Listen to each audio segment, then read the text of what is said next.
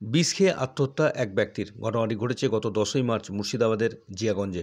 জানা যায়, ভরত মণ্ডল নামে ওই ব্যক্তির সঙ্গে তার স্ত্রীর সাংসারিক অশান্তি হওয়ার কারণে ঝামেলা হয়। সেই কারণে গত 10ই মার্চ বিষ খায় ভরত এবং বিষ খেয়ে অসুস্থ বোধ করলে পরিবারের সদস্যরা জানতে পেরে তাকে উদ্ধার করে স্থানীয় হাসপাতালে চিকিৎসার পর বহরমপুরের মুর্শিদাবাদ মেডিকেল কলেজ হাসপাতালে নিয়ে আসলে সেখানে চিকিৎসা চলার পর সুস্থ হলে বাড়ি নিয়ে যায়।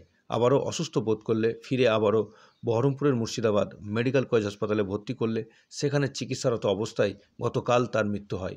তার মৃতদেহ আজ সকাল 9টা নাগাদ ময়নাতদন্তের জন্য পাঠানো হয় বহরমপুর মর্গে।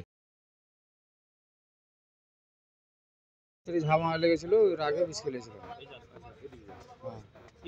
একটু স্বামী স্ত্রী ঝামেলা লেগেছিল, যে বিষ খেয়ে দিয়েছিল। আপনার আজ হয় 10 তারিখে দিকে।